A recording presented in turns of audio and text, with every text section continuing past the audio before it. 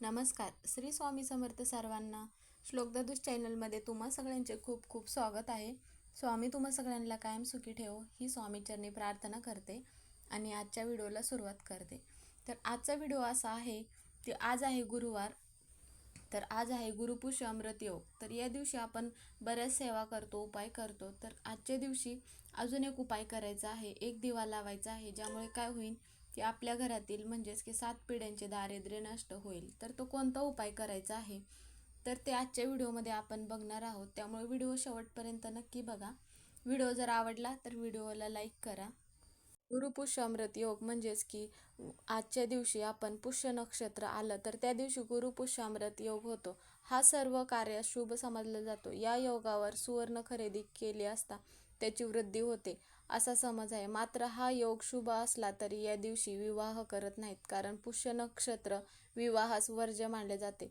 एक सामान्य माणूस या शुभ मुहूर्ताची निवड करून या दिवसाचा लाभ घेऊ शकतो. तर मग गुरुपुष्य अमृत योग आपल्या जीवनात यशाची प्राप्तीसाठी या योगाच्या दिवशी कोणतेही आपण नवीन काम जसे की व्यापाराची सुरुवात करणे, नवे काम हाती घेणे, बंद पडलेले काम सुरू करणे असे केल्यास हमखास यशाची प्राप्ती होते. गुरुपुष्य अमृत योग हा फार क्वचितच बनतं. ज्या गुरुवारी पुष्य नक्षत्र येतं त्या दिवशी गुरुपुष्य अमृत योग असतो. गुरुवारी शुभ कामे करणे तसेच धार्मिक कार्य करणे शुभ असते. पुष्य नक्षत्र सर्व प्रकारच्या शुभ कार्य करण्यासाठी अत्यंत शुभ मानले जाते. त्यामुळे गुरुवारी पुष्य नक्षत्र असल्यास शुभ आणि अद्भुत फलदायी योग बनतो. यामुळे मग आजच्या दिवशी आपण काय करतो की पूजा करतो. मंत्र, तंत्र, संकल्प, साधना, जप करण्यासाठी उत्तम दिवस मानला जातो. त्यामुळे मग या दिवशी काय करतात की माता लक्ष्मीची पूजा वगैरे करतात. त्यामुळे मग काय होते की घरात पैशांची अडचण निर्माण होत नाही. त्यामुळे मग घरात सुख, समृद्धी, संपदा देणारी हा दिवस मानला जातो. त्यामुळे मग ह्या नक्षत्रामध्ये म्हणजेच की आजच्या दिवशी या दिवशी आपण काही उपाय करायचे आहेत. तर त्यापैकी मग काय करायचं आहे की आपल्याला सकाळी उठल्यानंतर मग आपल्या उंबरठ्याला वगैरे लेपन करायचं आहे. देवपूजा वगैरे करून झाल्यानंतर, देव उजळून झाल्यानंतर देवाची छान वगैरे पूजा करून घ्यायची आहे. मग सगळं घरात आपल्याला थोडंसं गंगाजल घ्यायचं आहे आणि त्यात थोडीशी मग हळद टाकायची आहे आणि मग त्यावेळी मग आपल्याला उंबरठा लेपन करायचं आहे. उंबरठा लेपन झाल्यानंतर मग त्या ठिकाणी आपल्याला एक तुपाचा दिवा लावायचा आहे दरवाजाच्या उजव्या बाजूला आणि मग स्वस्तिक वगैरे काढायचं आहे. स्वस्तिक हे शुभतेचं म्हणजेच की प्रतीक मानलं जातं. त्यामुळे शुभ कार्य कोणतेही होतात. त्यामुळे मग स्वस्तिक हे काढायचंच आहे. आपण गुरुवारी तर इतर सेवा करतोच, तर गुरुपुष्य अमृत योग आहे त्यामुळे मग अजून जास्त सेवा करायच्या आहेत. तर मग त्यानंतर काय करायचं आहे की आपल्याला आपल्या दरवाजाला आपल्याला आंब्याचं तोरण बांधायचं आहे. आंब्याचं तोरण बांधल्यामुळे खूप शुभ मानले जाते, म्हणून मग आंब्याचं तोरण आजच्या दिवशी बांधायचं आहे.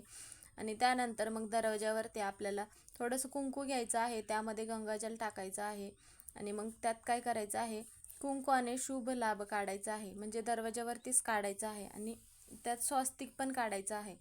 स्वस्तिक कोणत्याही कार्यामध्ये शुभ कार्य होण्यास मार्गी लागते. त्यामुळे मग स्वस्तिक काढलेच जाते. त्यामुळे मग कोणतेही शुभ कार्य आपल्याला घरात होते, म्हणून मग स्वस्तिक काढले जाते. मग त्यानंतर आपल्याला काय करायचं आहे की आपण ज्या ठिकाणी पूजा पाठ म्हणजे स्वयंपाक वगैरे करतो त्या ठिकाणी आपण गॅसच्या तिथे काय करायचं की एक स्वस्तिक काढायचं आहे. थोडीशी हळद घ्यायची आहे आणि त्यात गंगाजल टाकायचं आहे आणि मग हळदीने तुम्हाला जिथे गॅस आहे त्या गॅसच्या वरती किचन ओट्याच्या वरती तुम्हाला एक स्वस्तिक काढायचं आहे हळदीने. आणि मग त्यानंतर तुम्हाला एक शेगडीवरती पण स्वस्तिक काढायचं आहे आणि तिथे मग तुम्हाला थोड्याशा अक्षदा, अखंड अक्षदा व्हायच्या आहेत, फूल वगैरे व्हायचं आहे आणि मग तिथे पण तुम्हाला एक तुपाचा दिवा लावायचा आहे. आणि हे सगळं किचनमध्ये गॅस म्हणजे किचनमध्ये ह्या सेवा करून झाल्यानंतर म्हणजेच की का आपल्याला आपण जिथे स्वयंपाक वगैरे करतो तिथे आपल्याला अन्नदेवता असते, त्यामुळे मग त्यांचा आशीर्वाद आपल्याला लाभतो. त्यामुळे मग आजच्या दिवशी मग आपण ह्या सगळ्या सेवा करायच्या आहेत. मग हे झाल्यानंतर मग आपण एक पूजा मांडायची आहे आजच्या दिवशी. मग एक चौरंग किंवा पाट घ्यायचा आहे, त्यावरती लाल वस्त्र अंथरायचं आहे आणि मग माता लक्ष्मीचा फोटो असेल तुमच्याकडे तर फोटो घ्यायचा आहे, मूर्ती असेल तर मूर्ती घ्यायची आहे आणि मग त्या मूर्तीला अभिषेक करायचा आहे. अभिषेक झाल्यानंतर मूर्तीला पुसून घ्यायचा आहे छान गंध हे हळदी कुंकू लावायचं आहे, फूल वगैरे व्हायचं आहे आणि एक दिवा बनवायचा आहे. आता हा दिवा तुम्ही कणकेचा बनवलात तरी हरकत नाही. म्हणजेच काय होतं की आपण जो कोणता पण कणकेचा दिवा बनवू त्यामध्ये मग मीठ न टाकता थोडीशी हळद टाकायची आहे. कणकेचा दिवा बनवल्याने काय होतं की कोणती इच्छा असेल आपली तर ती इच्छा लवकर पूर्ण होते असे मानले जाते. त्यामुळे मग आपण कणकेचा दिवा बनवायचा आहे. तुम्ही पंथी पण घेऊ शकता, तुम्हाला कणकेचा दिवा जर बनवणं शक्य झालं नसेल तरी पण इच्छा पूर्ण होण्यासाठी कणकेचाच दिवा बनवला जातो.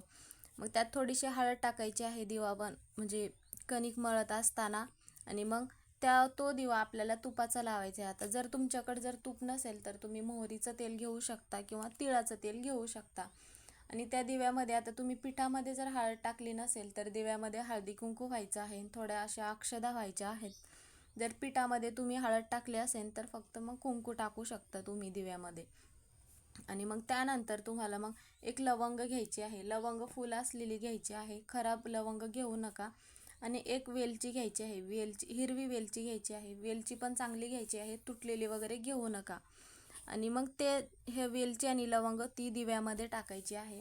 आणि मग माता लक्ष्मीला गुलाब किंवा कमळ तुम्हाला जे फूल भेटन ते, जास्वंद, तुमच्या इथे जे लाल फुलं असेल ते फूल मग तुम्हाला माता लक्ष्मीला अर्पण करायचं आहे.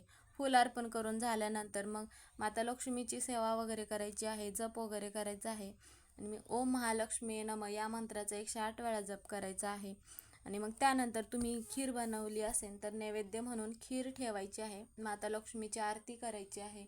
मग खीर प्रसाद म्हणून ठेवल्यानंतर मग ती खीर प्रसाद म्हणून घरात सगळ्यांनी खायची आहे.